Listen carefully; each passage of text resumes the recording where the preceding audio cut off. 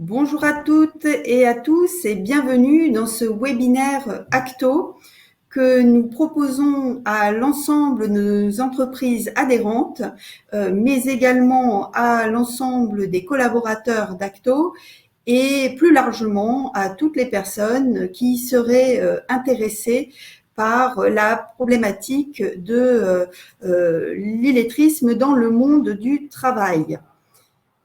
Alors, l'illettrisme concernerait 7% de la population en France et près de 2 millions de salariés. Comment repérer et accompagner les salariés les plus en difficulté?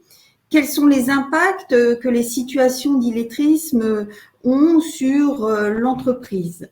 Et comment Acto, un opérateur de compétences, peut vous accompagner dans la mise en place d'actions de formation et de promotion professionnelle? C'est un petit peu à tout cela que nous allons essayer de répondre aujourd'hui. Mais avant tout, j'aimerais vous proposer une définition de l'illettrisme, ou en tout cas vous proposer de vous expliquer ce que n'est pas l'illettrisme. L'illettrisme ne concerne pas des personnes qui auraient été scolarisées dans leur pays d'origine, mais qui, lors de leur installation en France, vont devoir apprendre le français. Ici, ça concernera plutôt le domaine du français langue étrangère, le FLE. L'illettrisme ne concerne pas non plus des personnes qui n'auraient jamais été scolarisées dans leur pays d'origine, mais qui, en arrivant en France, vont devoir apprendre la langue et également les bases, les toutes premières bases de la lecture et de l'écriture. Ici, on parlera plutôt de formation en alphabétisation. L'illettrisme, en fait, concerne plutôt les personnes qui ont été scolarisées en France ou du moins dans un pays francophone et qui, au sortir de cette scolarité, n'auront pas acquis totalement l'ensemble des compétences de base nécessaires pour mener une vie courante satisfaisante. Et il s'agira pour ces personnes-là de renouer avec la culture de l'écrit et peut-être cela passera par une action de formation qu'on appellera une action de formation sur les savoirs de base, donc en lecture, en écriture aussi et dans les mathématiques pour sortir de cette situation. Voilà, alors pour parler de tout cela, je vais vous présenter les intervenants d'aujourd'hui. Alors, Monsieur Pascal Moulette, maître de conférences en sciences de gestion à l'Université Lyon 2, n'est pas présent aujourd'hui. Mais il a la gentillesse de bien vouloir d'accepter que l'on rediffuse son intervention d'hier, puisqu'il était présent au webinaire d'hier. Et donc, nous aurons l'occasion de passer son intervention. Nous allons également accueillir Barbara Jouan, qui est chargée de GPEC, donc Gestion prévisionnelle des emplois et compétences chez Acto. Elle nous parlera plus précisément de l'accompagnement que peut proposer Acto lorsque les entreprises ont détecté un besoin de formation et ici en illettrisme. Nous aurons le plaisir également d'écouter Monsieur Martin Griffot, qui est chargé de mission nationale à la NLCI et qui nous parlera plus précisément de deux outils que propose la NLCI, donc EVA et EVACOP, deux outils d'évaluation. Il ne me reste plus qu'à me présenter. Je suis Julia Miyagi, chargée de projet ingénierie emploi compétences chez Acto. Je suis notamment la référente nationale pour Acto sur les questions d'illettrisme, de français langue étrangère et d'alphabétisation. Voilà. C'est l'occasion aussi pour moi de rappeler que ce webinaire est labellisé Agir ensemble contre l'illettrisme à l'occasion des Journées nationales d'action contre l'illettrisme, les JNAI. Acto a voulu rappeler son engagement dans cette lutte contre l'illettrisme. Les JNAI existent depuis 2014 et elles tournent autour du 8 septembre, qui est donc la journée d'hier, et c'était la journée mondiale pour l'alphabétisation de l'UNESCO. Je crois que les JNAI, cette année, sont particulièrement riches en actions, puisqu'il me semble que nous avons dépassé les 700 actions sur le territoire cette année. Voilà, donc vous pouvez retrouver tout le programme des JNAI sur le site de l'ANLCI. Je vous encourage à y aller. C'est le moment aussi pour moi de vous rappeler que Acto s'engage dans la lutte contre l'illettrisme en participant au conseil d'administration de la NLCI, d'une part, mais aussi par son histoire, d'autre part, parce que les ex-OPCA qui sont constitutifs d'Acto, OPCALIA, FAFI, Intergro, FAFTT et la branche propreté, depuis 10 ans, proposent, dans le cadre de la lutte contre l'illettrisme, des ingénieries pédagogiques, des solutions de formation qui se veulent adapter pour répondre à ses besoins sur les territoires et pour les publics. Donc, nous en reparlerons un peu plus tard dans ce webinaire. Voilà, le sommaire aujourd'hui, je vais vous proposer un petit jeu, un petit vrai-faux sur l'illettrisme. Donc, vous allez être mis à contribution tout à l'heure. Puis, nous écouterons donc l'intervention sur les coûts de l'illettrisme en milieu professionnel, intervention donc enregistrée de Monsieur Pascal Moulette. Nous verrons également l'outil Evagile. Je diffuserai une petite vidéo sur cet outil. Nous verrons ensuite avec Madame Barbara Jouan l'accompagnement Acto, le circuit du conseiller, et puis nous aurons ensuite l'occasion d'écouter Monsieur Griffo sur les différents outils EVA et EVACOB. Pour ce qui est de vos questions, vous devriez voir normalement sur le côté 3 ou 4 onglets, chat, questions, sondages et participants. Donc, vous n'avez pas malheureusement l'occasion de poser directement des questions aux intervenants. Néanmoins, vous pouvez le faire via cet onglet. Donc, utilisez-le dès que vous avez une question pour les intervenants. Et c'est Amélie Tarton, qui est chef de projet en communication chez Acto, qui me fait le plaisir aujourd'hui d'être la modératrice de ce webinaire. Elle se chargera de récupérer les questions et de les poser au moment venu à nos intervenants. Voilà. Donc, n'hésitez pas à poser les questions qui vous viennent dans cet onglet. C'est le moment de vous proposer un petit jeu, un petit vrai-faux sur l'illettrisme en guise de brise-glace. Alors, vous allez voir donc dans la partie sondage, cette fois-ci, de votre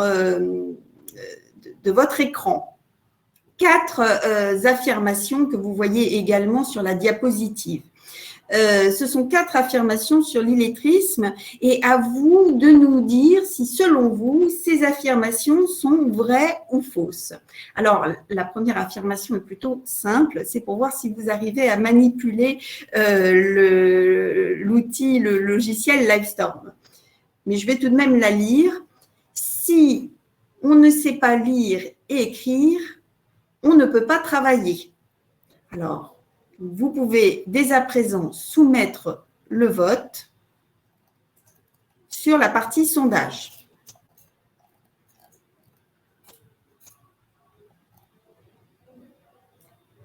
Amélie, est-ce que ça répond? Oui. Ça continue. Ça continue.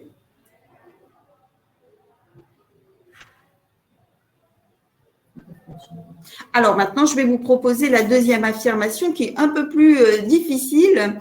L'illettrisme concerne surtout les jeunes. Alors d'après vous, est-ce que c'est vrai? Est-ce que c'est faux? Va-t-on tordre le cou à des préjugés?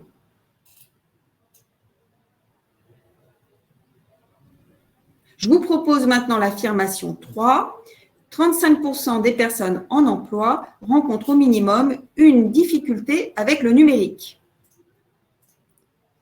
Le numérique fait appel à des savoirs de base. On le sait lorsque on utilise la navigation Internet,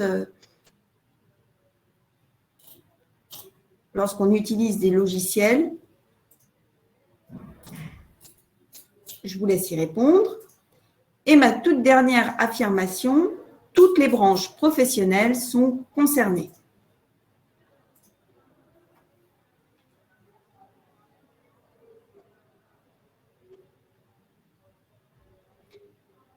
Voilà, on va pouvoir clôturer notre petit sondage. J'attends l'accord de la modératrice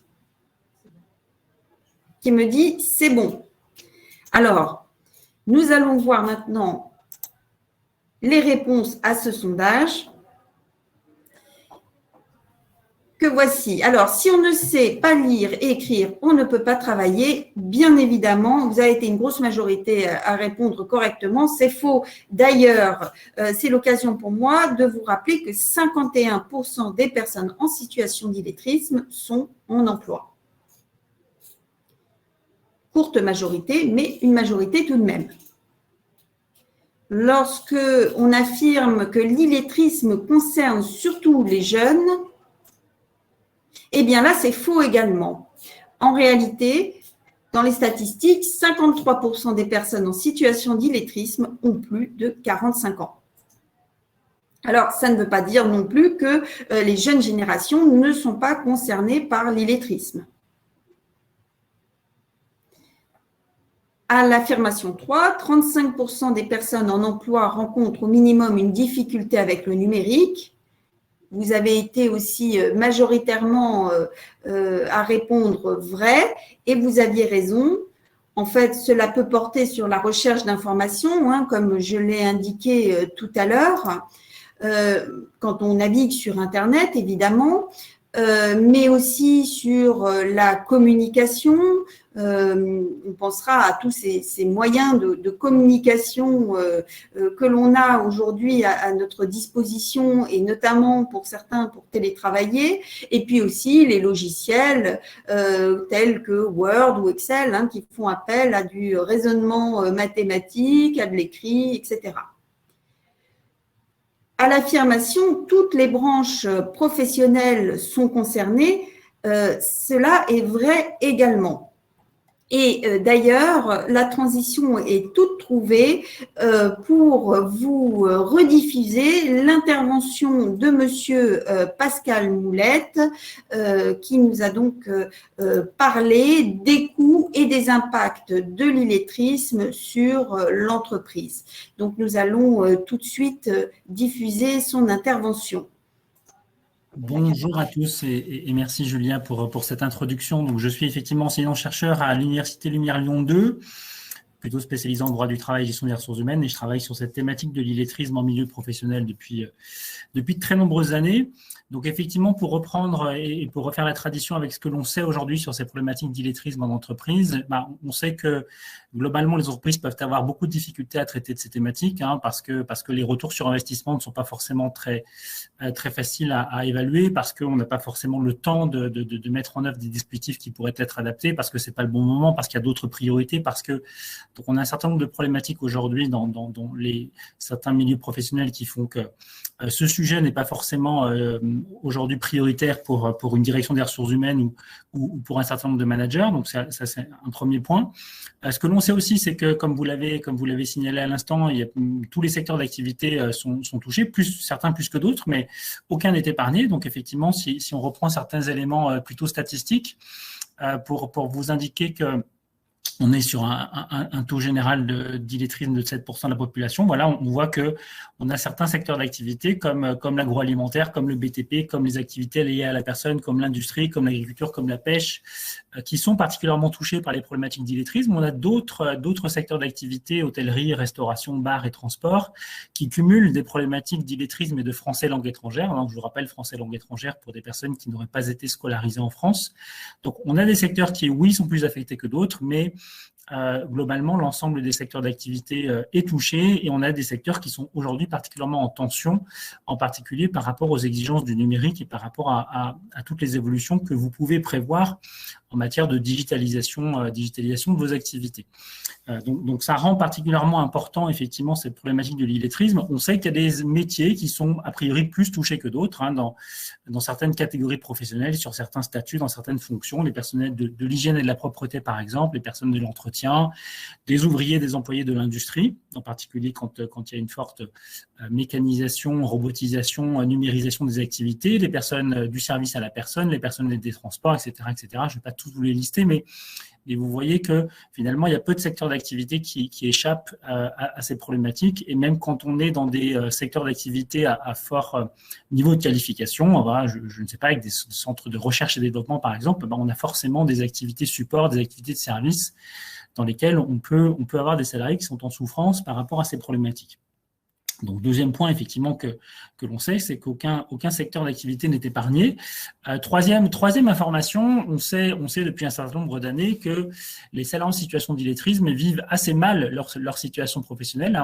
On est véritablement face à une problématique qui traite des questions de bien-être au travail, de satisfaction au travail, d'altération en tout cas de ce bien-être par rapport à cette forme de handicap. On peut considérer qu'être illettré aujourd'hui, c'est une forme de handicap compte tenu du contexte professionnel auquel ces salariés-là sont soumis. Donc des salariés qui peuvent avoir peur que leurs difficultés soient détectées, soient mises en avant, peur d'être stigmatisés aussi. Ce sont des salariés qui vont tendance à avoir à se cacher, à dissimuler les problématiques qu'ils rencontrent, à éviter d'être confrontés à des situations qui les mettraient en difficulté, etc., etc.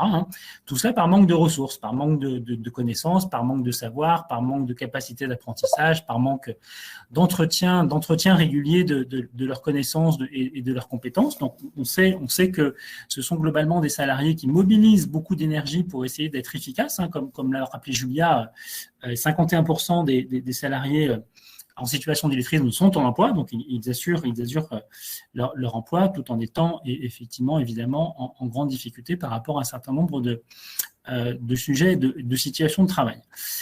Mais ce qu'on sait aussi, c'est que ce sont des salariés, donc comme je vous l'indiquais, qui sont majoritairement en emploi, qui sont en majorité opérationnels sur leur poste. Ça veut dire que, comme toute forme de handicap, ce sont des personnes qui ont appris à faire autrement, qui ont déployé d'autres capacités, d'autres compétences, d'autres facultés d'analyse des situations de travail. Donc, ce sont des salariés dont on ne soupçonne pas le niveau d'illettrisme en général. Donc il est très fréquent qu'un dirigeant, voire un manager, voire une équipe, ne soit pas au courant de la véritable situation de son salarié, de son personnel.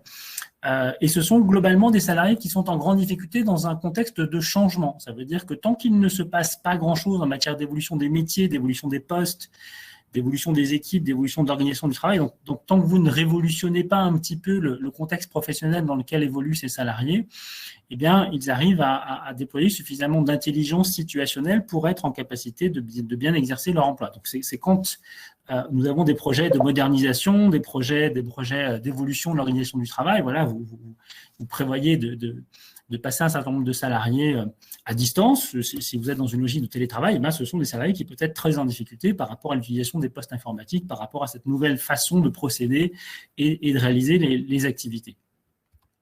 Alors, mon travail consiste à essayer de valoriser, comme l'indiquait Julien en introduction, valoriser les coûts inhérents à ces problématiques d'illettrisme. Globalement, je vais résumer. Qu'est-ce que ça coûte de ne rien faire finalement dans une entreprise par rapport à ces situations? Qu'est-ce que ça coûte de laisser subsister des salariés qui peuvent être en difficulté par rapport à ces problématiques-là? Et qu'est-ce que ça coûte de finalement pas forcément suffisamment utiliser toutes ces compétences spécifiques que ces salariés ont appris à développer, toutes ces problématiques d'intelligence situationnelle dont je parlais juste avant. Donc, quels impacts finalement ont ces situations d'illettrisme pour le collectif du travail, en partant du principe que la difficulté d'une personne affecte de fait le collectif du travail, affecte son équipe, affecte son organisation, affecte potentiellement l'ensemble de son service. Donc, c'est aussi cela qui est important et qui est intéressant quand on traite de la situation, la problématique d'illettrisme. On n'est pas sur une logique individuelle des choses, on est vraiment sur une logique collective et sur une problématique de relèvement général du niveau de compétence, finalement, plutôt que de traiter une situation individuelle qui pourrait être plutôt stigmatisante.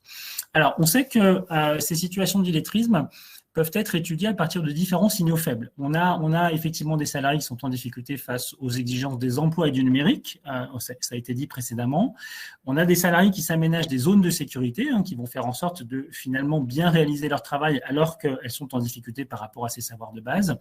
Et puis nous avons des salariés qui manquent de confiance en eux, qui ont peur, qui se cachent, qui dissimulent, qui évitent, comme je vous l'indiquais tout à l'heure. Et donc tout cela, évidemment, ça se manifeste concrètement par différentes situations professionnelles qui peuvent vous alerter par rapport à ces difficultés et qui sont évidemment potentiellement perturbatrices pour l'organisation des services et donc pour la performance de l'ensemble.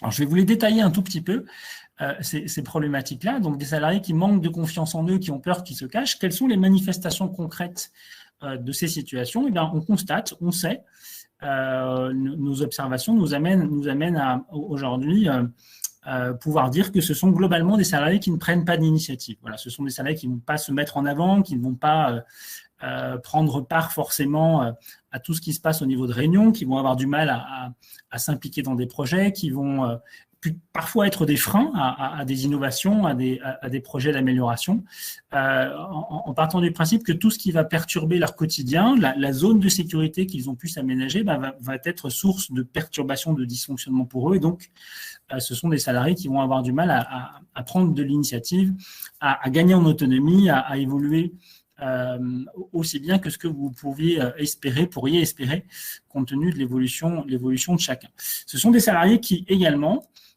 peuvent être amenés à refuser ou à ne pas se rendre à des dispositifs de formation que vous organisez. Donc, deux cas ici, des salariés qui ne demandent pas formation en disant je vais bien, tout va bien, je veux surtout pas évoluer, je veux surtout pas progresser, parce que ça mettra en péril encore une fois la zone de sécurité dans laquelle elles se sont installées et dans laquelle elles sont performantes, encore une fois. Ou bien les salariés que vous inscrivez sur des sessions de formation et qui le jour J se font porter pâle et ne sont pas présentes.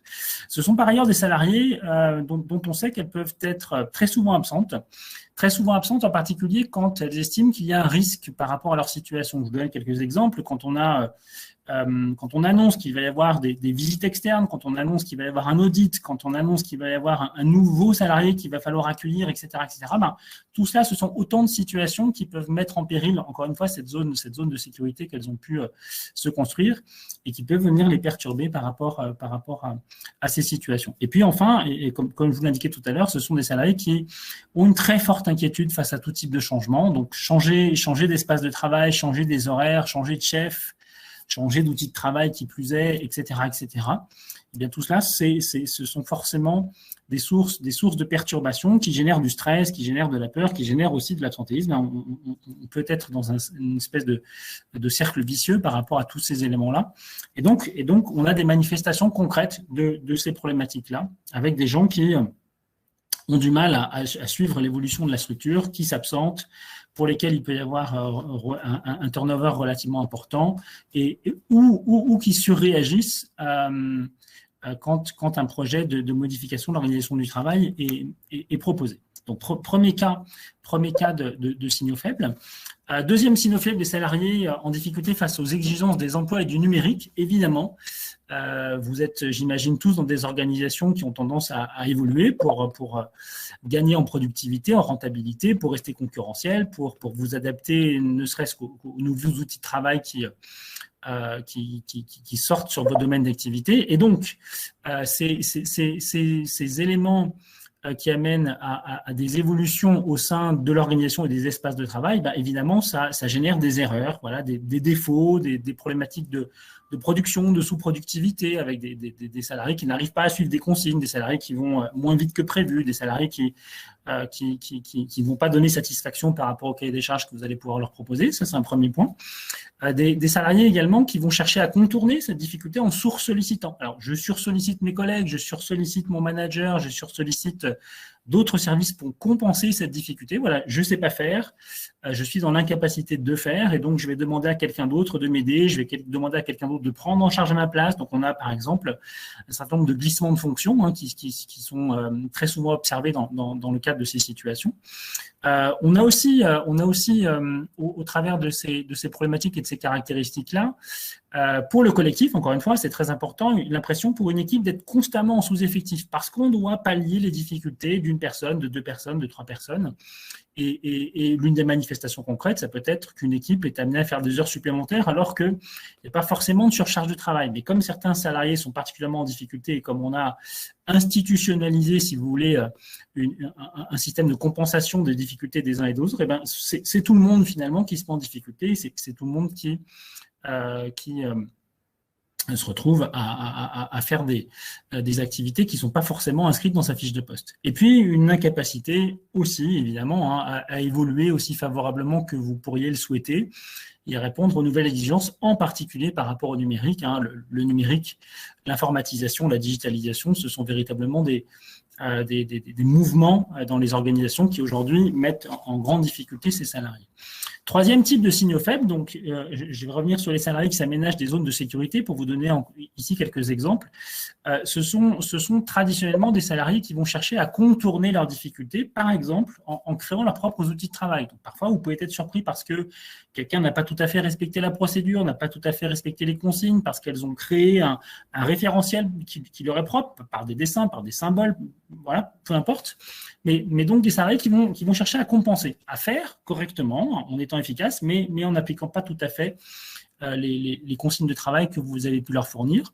Ce sont des personnes qui peuvent refuser de changer de poste parce qu'elles ont été habituées à fonctionner de telle ou telle façon depuis 2 ans, 5 ans, 10 ans, 20 ans, peu importe. Et tout changement est source de perturbation. Je me répète peut-être un tout petit peu sur cette thématique-là, mais c'est particulièrement important. Et donc, on peut avoir des refus de changer de poste, des refus de mobilité, des refus de prise en charge de nouvelles activités, etc.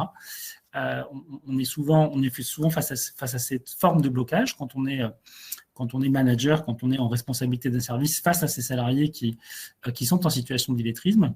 Et puis, dernier point, très important, des salariés qui sont suffisamment intelligents, encore une fois, pour se créer un système de solidarité locale. Voilà, je ne sais pas faire, je suis en difficulté par rapport à tel ou tel point.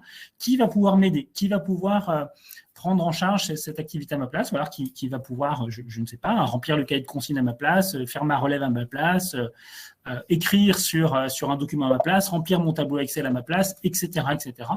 Donc l'idée, c'est de faire en sorte que le travail soit fait, mais par quelqu'un d'autre. Voilà, en inventant parfois des problèmes rencontrés. Vous avez peut-être forcément entendu l'exemple de la personne en situation d'illettrisme qui explique que, compte tenu de son oubli de lunettes, elle n'est pas en capacité de lire ceci, cela, est-ce que tu peux le lire à ma place, voilà, etc., etc. Donc, on a l'ensemble de ces signaux faibles qui montrent que les situations d'illettrisme, elles ont une incidence à la fois sur la performance économique et puis sur la performance sociale. Encore une fois, c'est un élément très important, puis performance sociale et psychosociale, avec des situations de mal-être, avec des gens qui s'absentent, avec des gens qui ont tendance à fuir certaines situations, ou qui déploient une énergie folle pour compenser. Voilà. Et tout ça, évidemment, ça vient impacter la performance économique de l'ensemble. Donc, on a véritablement, face à ces situations d'illettrisme, des incidences sur la performance économique individuelle et collective, vous l'avez compris, hein, sur la performance sociale, pour la marque employeur aussi. Hein, qu'est-ce que disent vos salariés en interne s'ils constatent que depuis X temps, on a bon an, mal an, d'année en année, des salariés qui sont en souffrance par rapport à cela, avec une entreprise qui ne serait pas forcément très sujette à s'intéresser à ces problématiques-là. Voilà, donc ça peut poser différentes questions, et en tout cas, on sait que ça a un impact sur la qualité des produits et des services, un impact sur la qualité de prise en charge des clients, un impact sur la relation avec les clients à la fois en interne et en externe, et puis un impact sur le fonctionnement général des équipes. Alors, j'en suis à 15 minutes, donc si vous voulez bien m'alerter quand il faut que je termine, je vais peut-être avancer sur ces quelques diapos et puis arriver à une estimation financière. Donc, mon travail à moi consiste à observer, à accompagner un certain nombre de structures sur ces thématiques de l'illettrisme, mais en tout cas à les aider à prioriser quelles actions semblent importantes à mettre en place par rapport aux effets que ça génère d'un point de vue économique et social. Et donc l'ensemble des travaux que je mène depuis des dizaines d'années montrent que ces problématiques d'illettrisme, elles génèrent globalement des problématiques financières et des déperditions qui s'élèvent à un montant de 3 à 6% de la masse salariale. Ça veut dire que on est bien sur une approche collective. Ça veut dire que les difficultés, les situations d'illettrisme d'un certain nombre de membres de l'équipe viennent impacter la performance globale économique et sociale, hein, vous l'avez compris, de la structure. Et ça peut être avec une incidence très importante. Vous voyez, 3 à 6% de la masse salariale, on commence à avoir des chiffres qui peuvent être importants, compte tenu, encore une fois, des erreurs, des écarts de productivité, des pertes de temps, de l'absentéisme, du turnover, des heures sup, etc., qu'on peut valoriser au travers de cette approche-là. Et donc, effectivement, comme le disait également Julia juste avant, alors c'est pas moi qui mets à disposition cet outil de diagnostic des situations d'illettrisme, hein, c'est bien le ministère du Travail et aujourd'hui l'Agence nationale de lutte contre l'illettrisme, donc qui m'a effectivement sollicité pour mettre en place un outil de diagnostic qui vous permet, si vous n'avez pas encore eu l'occasion de vous y rendre, en 5, 7, 10 minutes, et bien de faire le point sur votre situation à partir de… Alors vous allez voir une vidéo de présentation juste après mon intervention, mais qui vous permet en 5, 6, 7 minutes, si vous avez l'ensemble des informations, vous avez dû vous rendre compte que ce n'est pas très, très compliqué, en 3 niveaux, d'avoir une forme d'aperçu de votre situation. Est-ce que vous êtes d'abord une entreprise à risque? Ça, c'est le niveau 2. Alors, le niveau 1, il sert essentiellement à l'Agence nationale de lutte contre l'illettrisme pour faire des statistiques. Le niveau 2, il vous permet d'avoir un premier élément. Est-ce que je suis sujet ou pas à avoir au sein de mes effectifs des salariés en situation d'illettrisme. Voilà. Est-ce que j'ai un gros pourcentage, un faible pourcentage, compte tenu des caractéristiques que je vais donner au travers de 10 questions, d'être potentiellement en alerte par rapport à ces situations. Et puis ensuite, vous basculez sur 21 questions qui vous proposent un certain nombre de situations de travail. Et à l'issue de ces 21 questions, vous savez… théoriquement, si vous avez une incidence coût qui est importante, donc est-ce que, a priori, d'après ce que vous avez répondu, vous avez des déperditions financières qui sont importantes à cause de ces problématiques d'illettrisme. Et puis, vous avez 2 indicateurs qui touchent plutôt la performance sociale, avec le niveau des stratégies d'évitement qui sont déployées au sein de votre entreprise et le niveau des stratégies de contournement qui sont déployées par vos salariés. Voilà, donc évidemment, on vous invite tous à aller sur cet outil de diagnostic, lequel vous permet, à l'issue des résultats qui sont proposés par l'outil, de vous orienter vers votre OPCO, ACTO en l'occurrence, pour que vous puissiez être accompagné. Donc, l'idée, c'est d'être éclairé, de mesurer quelle est votre situation et ensuite, évidemment, d'être accompagné au mieux par rapport aux problématiques que vous avez pu détecter. Voilà, j'en ai terminé. Julia? Alors, voilà. L'intervention de Monsieur Pascal Moulette hier et qui était particulièrement riche en informations et pertinente. Monsieur Pascal Moulette, c'est également celui qui a conçu donc cet outil Evagile et que nous vous encourageons à utiliser justement pour avoir un aperçu de la situation dans votre entreprise. réduisent la part de risque rencontrer des situations d'illettrisme. Alors, nous allons vous proposer une petite vidéo qui vous montrera comment fonctionne un petit peu cet outil et qui est facilement accessible et qui est gratuit d'ailleurs et dont Acto a financé une partie du développement. Voilà, je vais lancer donc la vidéo.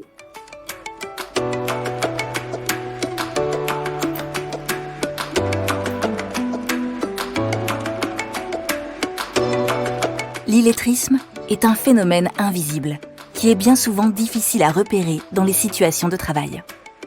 Pourtant, il représente un frein réel pour le développement économique et social de votre entreprise ou de votre organisation. Ses conséquences peuvent être nombreuses et affecter directement divers aspects de votre structure. Productivité et compétitivité, bien-être de vos salariés ou agents, capacité de vos effectifs à faire face aux enjeux du numérique. Rappelons qu'en France, 2,5 millions de personnes ne maîtrisent pas les compétences de base en lecture, écriture, calcul et numérique, après avoir pourtant été scolarisées. Parmi ces 2,5 millions de personnes, plus de la moitié exercent un emploi.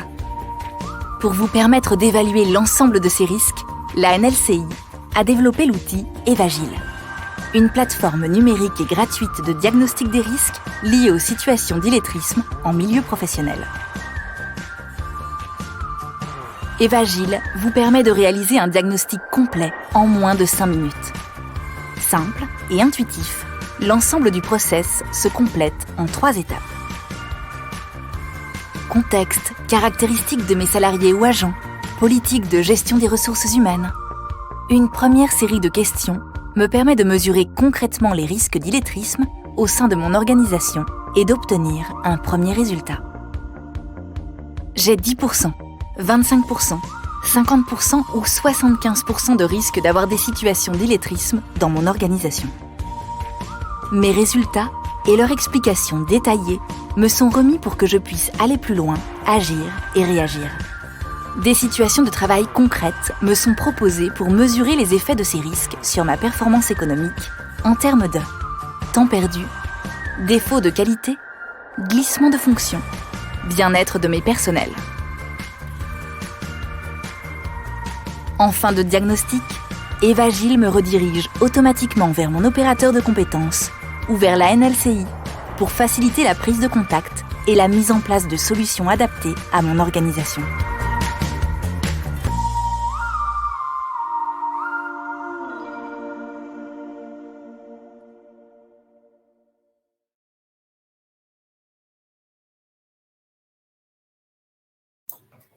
N'hésitez donc pas à en parler autour de vous si vous pensez que vous connaissez des dirigeants, des encadrants dans les entreprises qui seraient potentiellement intéressés par cet outil de diagnostic.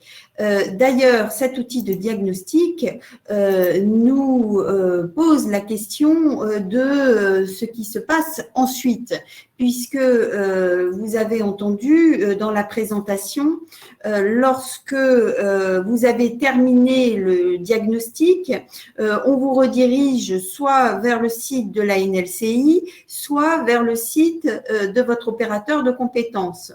Et Acto, bien entendu, a également réfléchi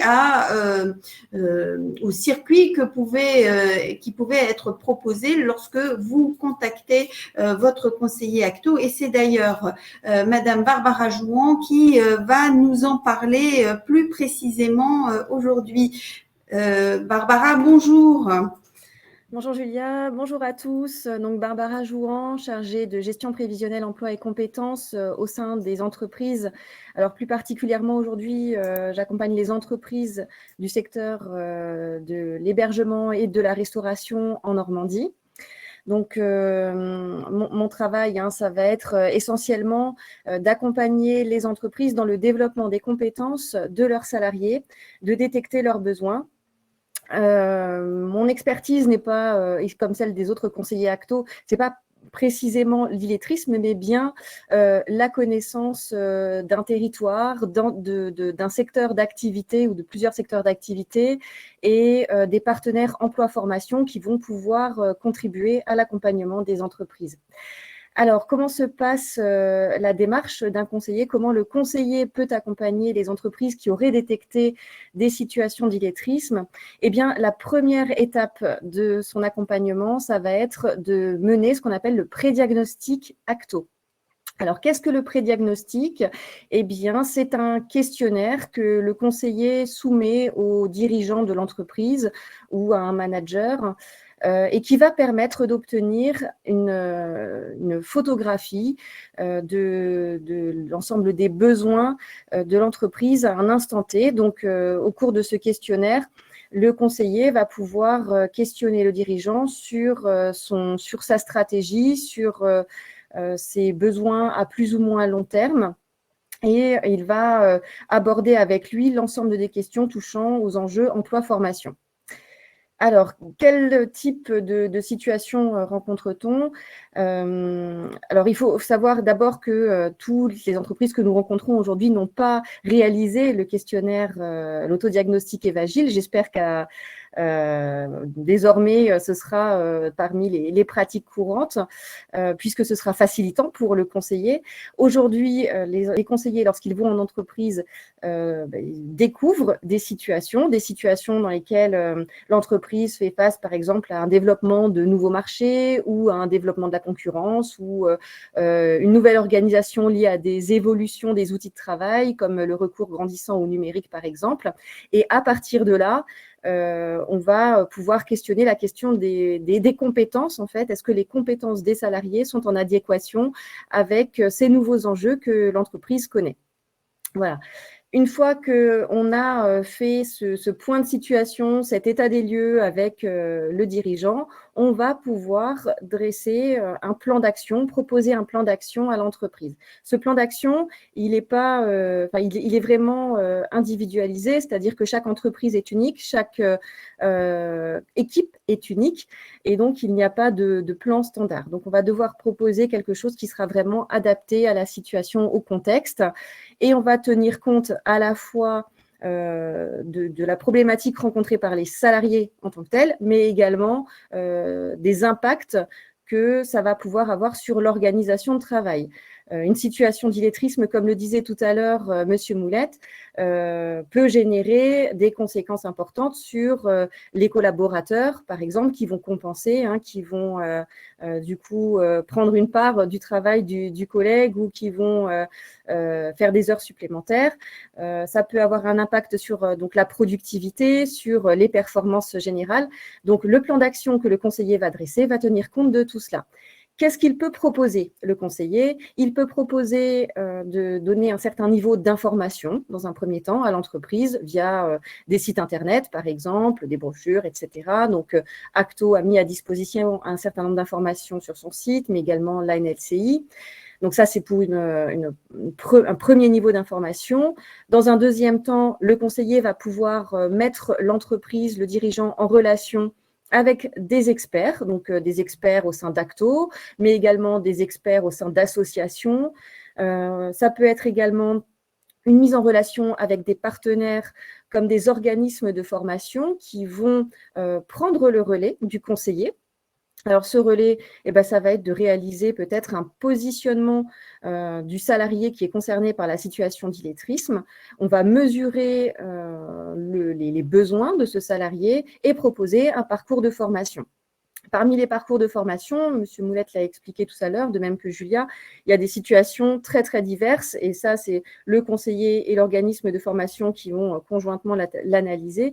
Il peut s'agir de situations de français langue étrangère pour des publics qui ne seraient pas d'origine française et qui seraient, par exemple, des migrants, ce qui est le cas dans l'hôtellerie-restauration, le nombre de migrants est grandissant parmi les équipes de travail. Et donc, dans ces cas-là, on va proposer un parcours de FLE, par exemple, mais ça peut être également proposer ce qu'on appelle la certification CLEA, qui permet l'acquisition de compétences de base et de compétences nécessaires à la bonne maîtrise du français.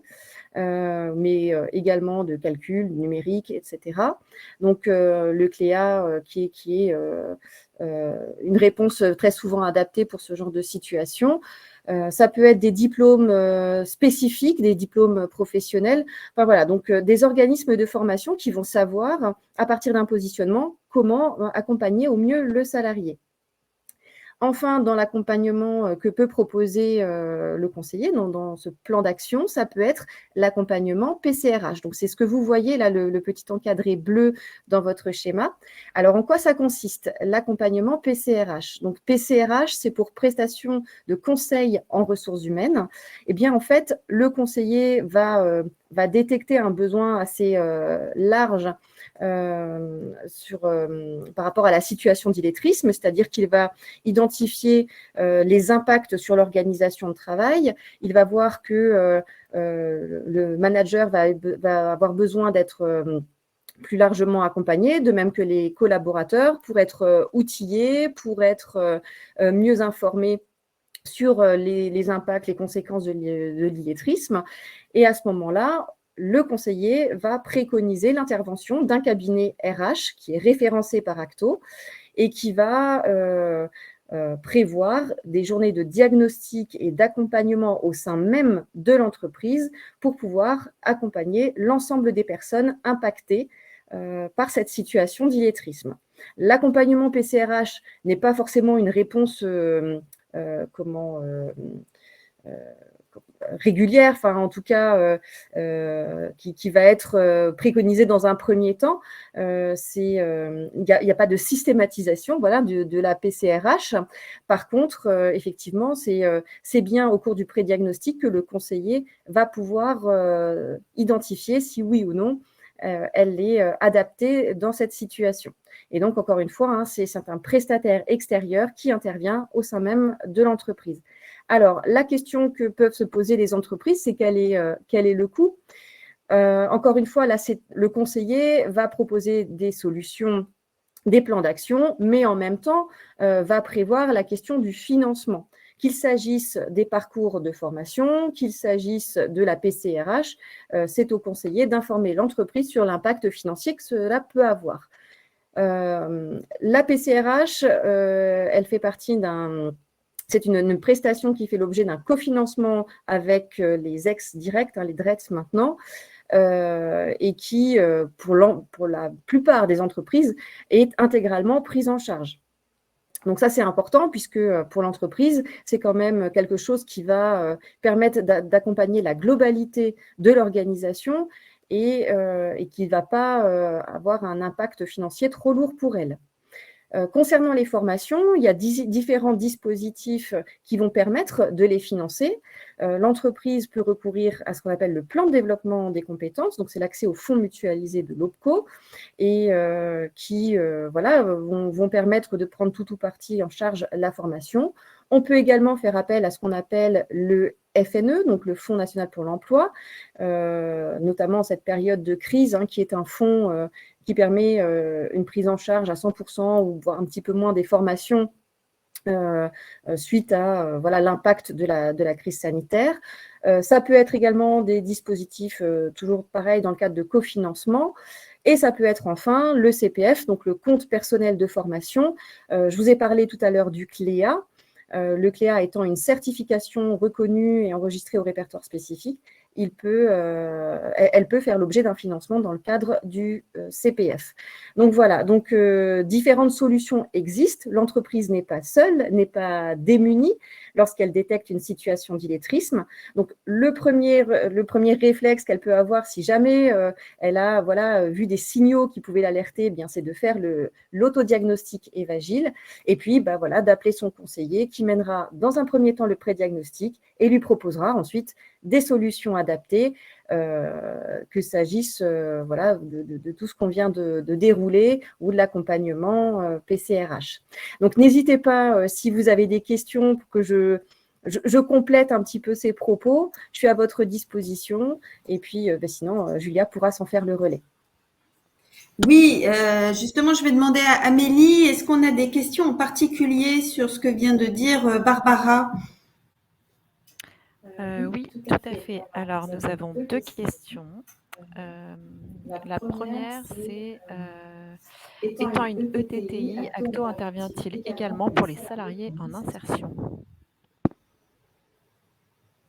Alors, Acto, effectivement, intervient pour les salariés en insertion.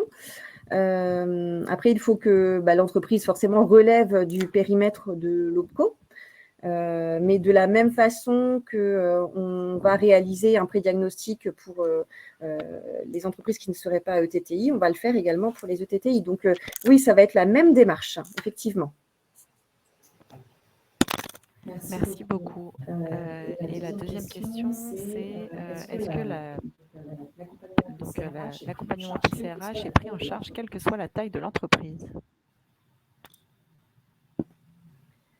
Alors, la PCRH est destinée à des entreprises de moins de 250 salariés et effectivement, les niveaux de prise en charge sont différents selon les tailles d'entreprise.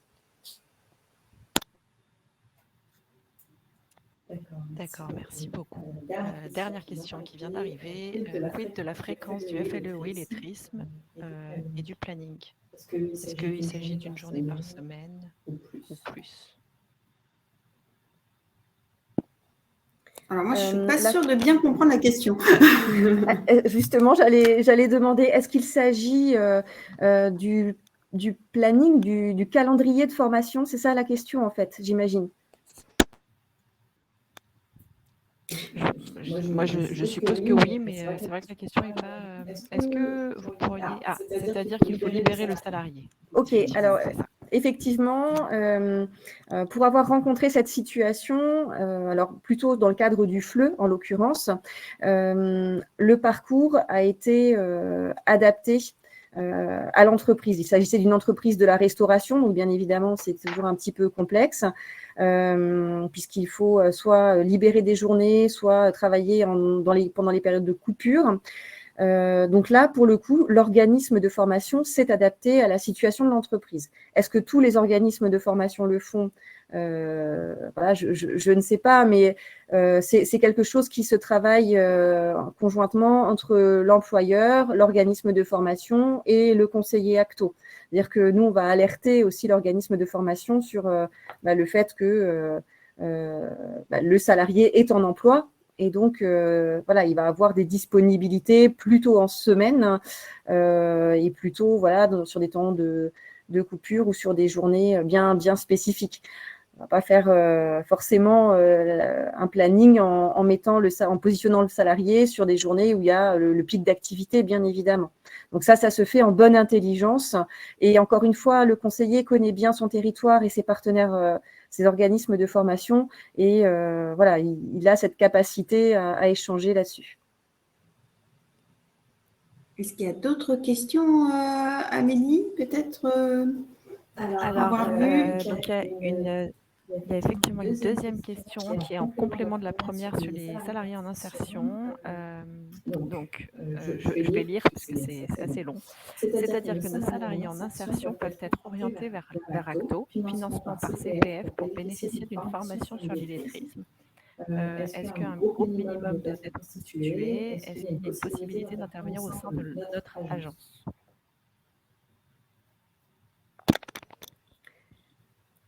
Alors, encore une fois, pour l'entreprise, il faut qu'elle relève du champ, du périmètre d'Acto. Il faut que son secteur d'activité relève d'Acto.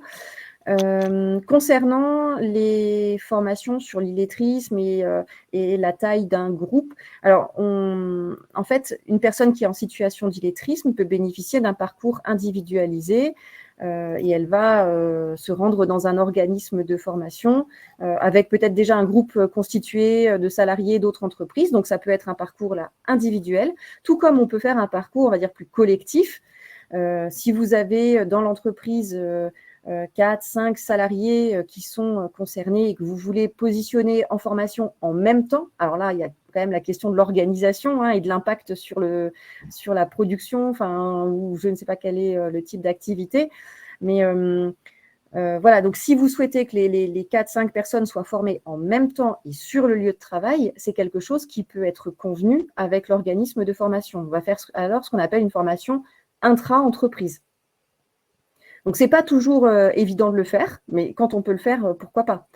Après, si c'est envoyer 2 personnes en même temps en formation dans un organisme, ce qui peut être intéressant aussi, si ça ne se fait pas au sein de vos locaux, mais dans l'organisme de formation, c'est de se dire que votre salarié, il va rencontrer d'autres personnes qui sont en situation d'illettrisme dans d'autres secteurs d'activité. Ils vont pouvoir échanger et ça va peut-être permettre de dédramatiser aussi leur situation et de pas trop stigmatiser, puisqu'ils vont rencontrer des personnes qui, comme eux, sont confrontées à des difficultés. Donc voilà, des solutions diverses sont possibles. Encore une fois, c'est quelque chose qui se travaille avec l'organisme de formation. Pardon. Oui, voilà, on l'aura bien compris, hein, d'où l'intérêt justement de ce rendez-vous avec le conseiller ACTO, de ce pré-diagnostic et de cette élaboration du plan d'action. Je vais rebondir justement sur une des questions. Comment, alors je ne sais plus, elle est passée, mais il est évident que les salariés en situation d'illettrisme ne sont pas tous au même degré d'illettrisme, et donc il va falloir aussi déterminer le niveau de ces personnes. Et c'est justement pour répondre un peu à toute cette problématique-là que nous avons donc invité Monsieur Griffo, qui va donc nous parler de la plateforme EVA, de l'outil EVA et EVACOB, qui justement permet de tester cette maîtrise de l'écrit, cette compréhension orale, ces opérations mathématiques, en vue d'établir un bilan le plus précis possible. Monsieur Griffo, bonjour. Bonjour. Merci pour cette invitation. Bonjour à toutes et à tous. Donc, je suis Martin Griffo, je travaille pour la NLCI, l'Agence nationale de lutte contre l'illettrisme, et je suis chargé de mission au sein de la NLCI, en charge du déploiement de ces outils numériques d'évaluation des compétences. Je vais vous parler aujourd'hui de 2 outils, le premier EVA et le second EVACOB, qui sont tous les deux des outils de test des compétences en matière d'écrit, de mathématiques, mais qui ont leur particularité.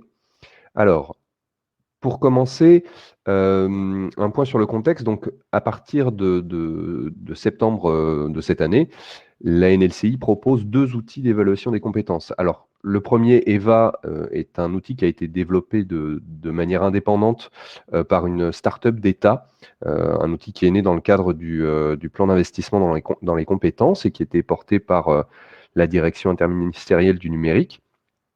Et le second outil, donc EVACOB, qui est un outil propre à la NLCI, qui a été développé donc en interne, qui est une mise à jour d'un outil existant qui a été sorti en 2007, qui s'appelait Evado, mais qui avait eu une diffusion très confidentielle, principalement auprès du CNFPT, puisque que ce soit Evado et cette mise à jour EVACOB, le CNFPT a financé donc ces outils. Ces 2 outils donc ont été développés en parallèle, même si aujourd'hui ils se retrouvent à être exploités tous 2 par la NLCI, mais ils ont des objectifs complémentaires.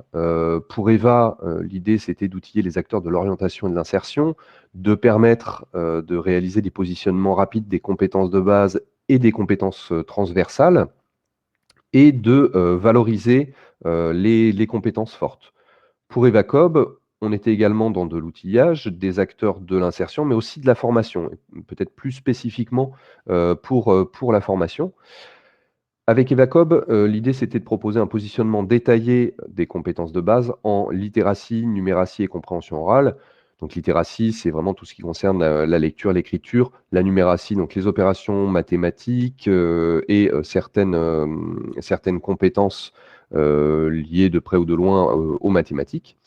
Et EVACOB permet surtout d'établir des diagnostics des situations d'illettrisme, puisque cet outil utilise les modules de mesure de l'illettrisme qui sont utilisés par l'INSEE dans ces enquêtes, voilà, information et vie quotidienne, ce sont les enquêtes qui donnent les chiffres officiels de l'illettrisme. On parlait tout à l'heure de 2 500 000 personnes en situation d'illettrisme, de 50% de personnes en situation d'illettrisme en emploi. Ce sont des chiffres qui sont issus des enquêtes de l'INSEE. Et Evacob utilise les mêmes modules de mesure des compétences que ces enquêtes. Alors, je vais faire une présentation croisée de ces deux outils. En commençant par EVA, alors je l'ai dit, c'est une solution numérique qui permet une évaluation simple et rapide des compétences de base, des compétences transversales. EVA fonctionne avec 7 modules, 7 serious games qui sont réunis dans des parcours d'évaluation. On peut tester soit les 7 modules, ou on peut faire des parcours personnalisés, centrés sur les compétences de base ou centrés sur les compétences transversales. Ça, c'est une option qui sera disponible prochainement. Et les passations sont organisées sous forme de campagne, c'est-à-dire qu'il n'y a pas de compte à créer pour chaque bénéficiaire, chaque personne qui va réaliser l'évaluation. Vous avez un compte de gestion, vous créez une campagne d'évaluation, ensuite avec un lien URL, n'importe qui peut réaliser cette campagne d'évaluation. L'objectif, je le disais, c'est de fournir des éléments de positionnement pour identifier au mieux les dispositifs qui correspondront aux personnes et de leur permettre d'accéder à la formation ou à l'insertion dans l'emploi. Un point important pour EVA, c'est vraiment cette idée de valoriser les compétences acquises des personnes. C'est un outil qui a été développé avec en ligne de mire les missions locales, les jeunes, et cette idée de valoriser les compétences qui sont déjà maîtrisées par les personnes est très importante. Et c'est un outil qui peut servir aussi de levier pour engager la discussion avec le salarié et commencer à parler d'un projet de formation. De son côté, Evacob, c'est à nouveau une solution numérique. Les deux outils sont accessibles via un navigateur Internet. Mais pour Evacob, on vise une évaluation plus précise des compétences de base. Il y a une 60aine d'exercices qui sont réunis dans 3 parcours d'évaluation. Un parcours consacré à l'évaluation de la compréhension orale, un consacré donc à la littératie, un autre à la numératie. Donc respectivement la lecture, l'écriture pour la littératie et puis pour la numératie, les compétences mathématiques. Et Evacob a cette différence par rapport à EVA, donc c'est que ce sont des programmes d'évaluation qui sont individuels ou collectifs, mais il faut créer des comptes pour chaque bénéficiaire. On a fait ce choix de fonctionnement pour faciliter le suivi des personnes qui réalisent des évaluations.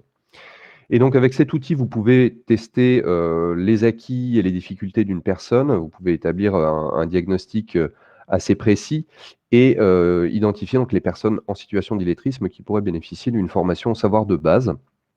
Et je le disais, Evacob fournit des résultats compatibles avec ceux de l'INSEE, avec les chiffres officiels de l'illettrisme. Et donc, le référentiel qui est utilisé, c'est le cadre national de référence de la NLCI, vous en avez peut-être déjà entendu parler, avec un système de degrés de sortie de l'illettrisme, degré 1, 2, 3, 4, avec le degré 1 et 2 qui sont des situations d'illettrisme et le degré 3 qui est un début de sortie de l'illettrisme. Pour mettre en œuvre une évaluation, dans un cas comme dans l'autre, c'est assez simple. Pour EVA, vous créez un compte évaluateur depuis la plateforme en ligne. Vous avez une adresse à laquelle vous connectez. Vous créez un compte évaluateur, vous créez une campagne d'évaluation et ensuite vous organisez la passation de cette campagne d'évaluation. Donc les personnes qui vont faire l'évaluation ont besoin simplement de l'adresse URL pour accéder au test. Nous recommandons, je ne le redirai pas pour Evacob, mais c'est le cas pour les deux outils, de vraiment organiser ces sessions en présentiel, de préférence voilà, suite à un entretien pour présenter aussi la démarche d'évaluation. Les personnes qui sont en difficulté avec les compétences de base voilà, peuvent se braquer un petit peu d'être remis dans une situation d'évaluation qui pourrait les mener vers un échec. Donc c'est important de préparer le terrain, de mener ces entretiens pour dédramatiser aussi la démarche et présenter les outils. Lors de la passation, on recommande également très fortement la présence d'une personne qui soit là pour assister la personne si besoin, et le matériel nécessaire, donc un ordinateur avec clavier souris, une sortie son pour pouvoir bénéficier des consignes audio. La quasi-totalité des exercices sont doublés à l'oral. Et puis pour EVA, c'est une particularité, la calculatrice est autorisée. En fait, les algorithmes qui vont mesurer la maîtrise des compétences sont différents, hein, sur les deux outils. Et sur EVA, par exemple, l'usage de la calculatrice est autorisé. Ce n'est pas le cas sur EVACOM. Sur la partie de restitution des résultats, une chose que l'on recommande également, c'est de faire des restitutions aux personnes en entretien individuel, alors que les passations, elles peuvent s'organiser en petits groupes. Pour ce qui est d'EVA, le format des restitutions, donc vous avez les compétences fortes, donc les compétences qui sont maîtrisées et bien maîtrisées par les personnes qui ont été testées. Vous avez une liste de métiers en tension. Alors ça, c'est plutôt à destination, en effet, des structures d'insertion. Mais voilà, des métiers qui sont associés à ces compétences fortes et puis un bilan complet pour l'évaluateur. Et les référentiels qui sont utilisés, donc, ce sont des référentiels européens, hein, le CECRL pour les langues, le CNEF pour la partie mathématiques. Et nous avons mené donc avec l'équipe d'EVA, avant que EVA se retrouve à intégrer la NLCI, un travail de correspondance, voilà, pour que les résultats proposés par EVA aient un pourcentage de correspondance avec les résultats d'EVACOB. Donc il y a aussi cette correspondance avec le référentiel de la NLCI. Les compétences testées, donc je l'ai dit, 7 serious games, 4 qui sont consacrés aux compétences transversales, dont vous avez des exemples ici, je ne vais pas les lire toutes, et vous avez 3 après modules qui sont consacrés vraiment aux compétences de base, donc reconnaissance de mots, compréhension du sens des mots ou de phrases, etc. Passons à EVACOB. Comment mettre en œuvre l'évaluation avec EVACOB? De la même façon, c'est un outil qui est accessible en ligne. Pour y accéder, cependant, il faut contractualiser avec la NLCI. On a mis en place un système de conventionnement, donc il faut qu'on vous crée des accès pour que vous disposiez d'un compte de gestion et que vous puissiez organiser des évaluations avec EVACOB. Donc, de façon très simple, hein, vous nous faites la demande par mail, on établit une convention avec vous et vous avez ensuite accès à l'outil. Donc, une fois que vous avez ce compte administrateur, vous pouvez créer, vous êtes autonome, vous pouvez créer tous les comptes dont vous avez besoin, programmer tous les parcours dont vous avez besoin. C'est vraiment ce premier compte administrateur où il faut passer par la NLCI avant de pouvoir accéder à l'outil. Et puis on retrouve un petit peu les mêmes principes de passation qu'avec EVA, des sessions qui peuvent être individuelles ou collectives, toujours en présentiel, hein, à distance, on ne peut pas vérifier que c'est bien la bonne personne qui passe le test. L'accompagnement est recommandé également. Et puis, le matériel est le même, ordinateur, clavier, souris, une sortie son, toujours pour les consignes audio. Dans le cas d'EVACOB, par contre, la calculatrice n'est pas autorisée. Et simplement pour préciser, que ce soit pour EVA ou pour EVACOB, les outils n'ont pas été développés vraiment dans l'idée qu'ils puissent être utilisés sur tablette ou sur smartphone. Pour EVA sur tablette, c'est envisageable. Pour EVACOB, par contre, vous ne pouvez pas le passer sur tablette. Il y a des problèmes de responsive design qui font que l'outil n'est pas encore adapté. Je dis pas encore puisque c'est quelque chose sur laquelle on travaille. Et sur smartphone, que ce soit EVA ou EVACOB, ça n'est pas envisageable d'utiliser ces outils. La restitution pour EVACOB, vous allez avoir des profils qui sont attribués aux personnes, profil 1, 2, 3, 4, qui sont donc calqués sur les degrés de sortie de l'illettrisme de la NLCI, donc degré 1, 2, 3, 4. Vous avez une synthèse également par parcours, par bloc de compétences, par exemple la compréhension écrite, la production écrite, la lecture. Vous avez une synthèse un peu plus complète et puis vous avez un niveau de restitution encore plus détaillé avec vraiment l'ensemble des réponses qui ont été données, des scores qui ont été attribués. Donc toutes ces restitutions vous sont accessibles. Et les référentiels qui ont été utilisés pour les modules EVACOB, donc je le disais, le cadre national de référence de la NLCI avec les 4 degrés de sortie de l'illettrisme. Et puis, pour la partie numératie, le référentiel Comté et une partie du référentiel CLEA, dont on parlait juste avant. Les compétences testées par EvaCob, donc je me répète, sur la littératie, la numératie, la compréhension orale, et vous avez les différentes compétences qui sont détaillées ici, donc reconnaissance de mots, compréhension de texte, extraction d'informations. Pour la numératie, du dénombrement, de la maîtrise des unités de mesure, de la situation dans l'espace. Et enfin, pour la compréhension orale, voilà, compréhension de discours simple. Là, on est sur des modules où les informations sont données à l'oral.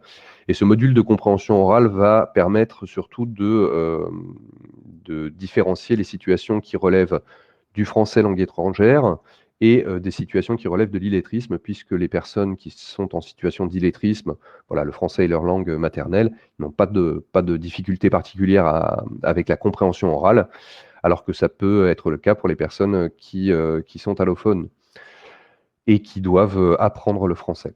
Donc ce module de compréhension orale, voilà, permet de différencier ces deux situations. Alors, à quel moment utiliser ces outils? Eh bien, lorsque vous allez commencer à développer un plan de formation.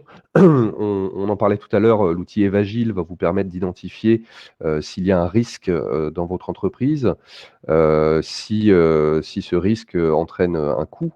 Une fois que vous avez utilisé cet outil de diagnostic et que vous, dans le cas où vous repérez des besoins de formation qui pourraient sortir de ce diagnostic, eh bien, à ce moment-là, Eva et EvaCob peuvent être utilisés pour préciser justement les compétences et les carences des individuels ou collectives et sélectionner au mieux les formations à mettre en œuvre. Donc, c'est vraiment sur la phase de diagnostic, de positionnement que vous allez pouvoir utiliser Eva et EvaCob pour identifier les besoins. Vous pouvez aussi envisager d'utiliser ces outils au terme d'une phase de formation pour évaluer l'efficacité du plan de formation qui a été mis en place. Pour terminer, simplement quelques recommandations, quelques précisions sur l'utilisation que la NLCI permet pour ces outils Eva et EvaCob. Je le disais, donc ces évaluations sont à proposer de préférence en complément d'un entretien. À noter qu'ils ne peuvent pas se substituer à une démarche de positionnement globale. Aucun outil ne pourra remplacer un spécialiste de l'évaluation, un spécialiste du positionnement, mais ces deux outils sont des aides au positionnement qui vous permettent de faire une partie du diagnostic, une partie du positionnement, sans avoir forcément besoin de faire appel à un organisme de formation ou un centre d'évaluation. Et enfin, Eva et EvaCob ne peuvent pas être utilisés à des fins qui ne soient pas des fins d'orientation des personnes vers la formation. Alors, ça paraît assez évident, mais c'est quelque chose sur lequel on préfère insister. Ces deux outils ne peuvent pas être utilisés pour faire du profilage, pour sélectionner un candidat à un licenciement, un recrutement, évidemment. Et vous ne pouvez pas non plus utiliser ces outils pour constituer des bases de données et relier donc les personnes avec leur niveau en compétences. Voilà, si vous souhaitez en savoir plus sur chacun des outils, vous aurez le support de présentation au terme de ce webinaire. Vous avez donc les liens pour accéder aux outils. Voilà, vous avez les deux slides pour les deux outils. Vous avez également des sessions de présentation beaucoup plus complètes pour chacun des deux outils, ici pour Eva et pour EvaCob. Et je vous ai remis ici pour EvaCob le détail pour pouvoir accéder à l'outil. N'hésitez pas à m'envoyer un mail directement et à ce moment-là, je vous ouvre un compte. Voilà, pour terminer, ces deux outils sont mis à disposition gratuitement par la NLCI.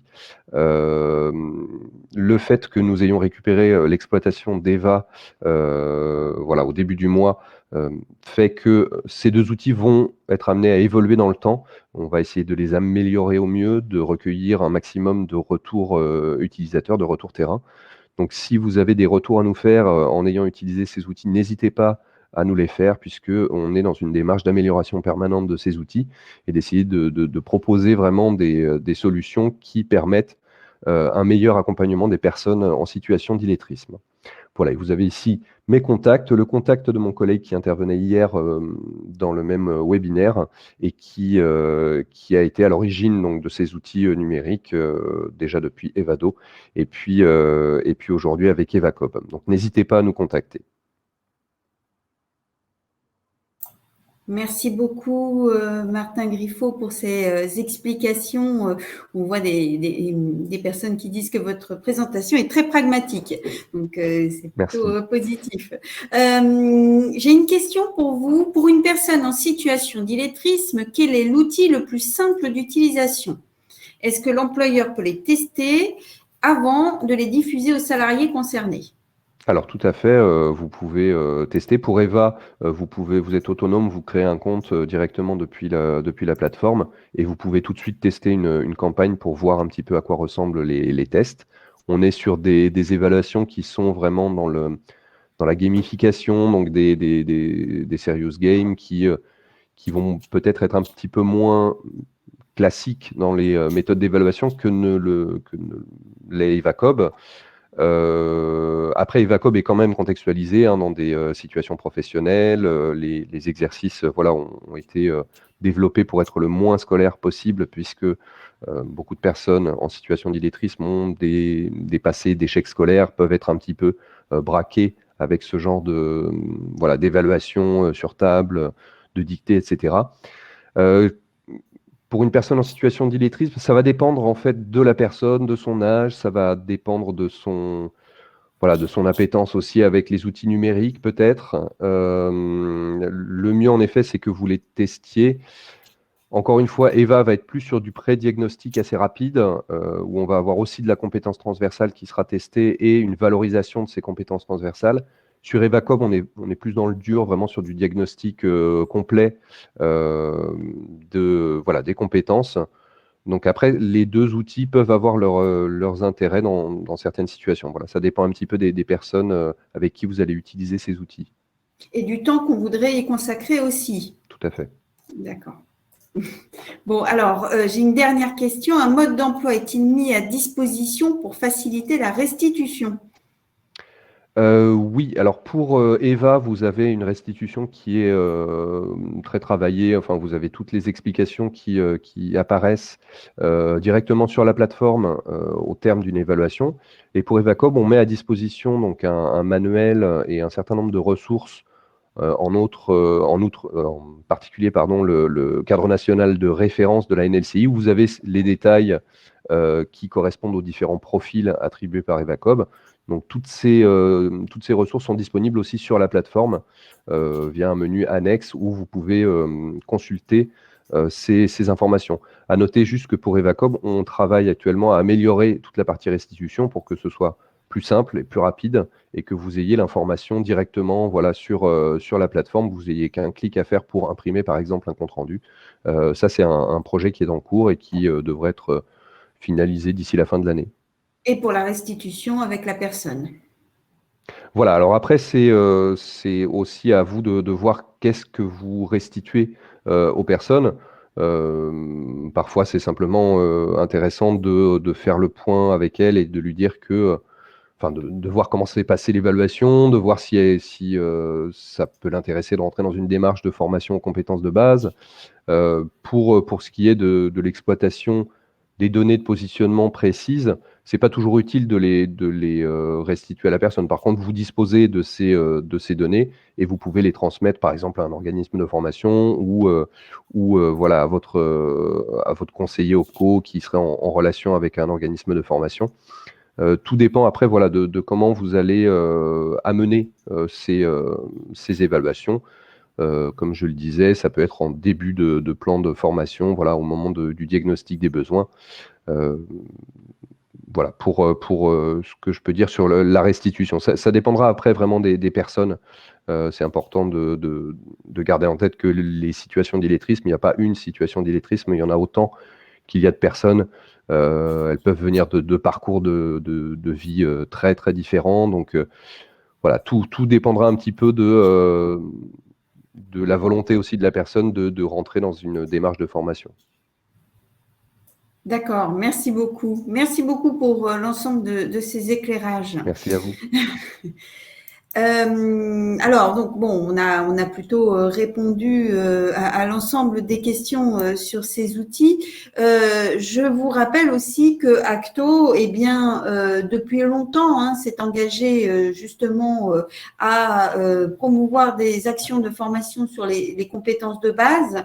Nous avons notamment des programmes qui sont spécifiques et qui répondent à cette problématique. On a le programme Langue et compétences dans l'intérim, le programme Maîtrise des compétences clés de la propreté pour la branche propreté, mais on a également une batterie de didacticiels multimédia Cléa, une application cap aérien, un didacticiel embarquement immédiat, etc.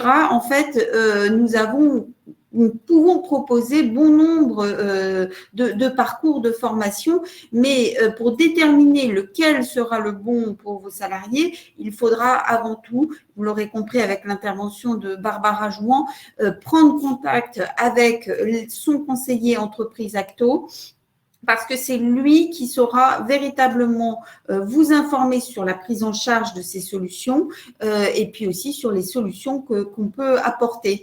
Et voilà. Et en fait, vous avez tout à fait raison, Monsieur Griffo, c'est que il n'y a pas un illettrisme, mais bien une diversité dans les profils de personnes en situation d'illettrisme et cela demande un diagnostic précis et une évaluation précise aussi des souhaits du salarié et de l'encadrant en entreprise. Donc tout ça se fait évidemment dans un accord commun entre les personnes.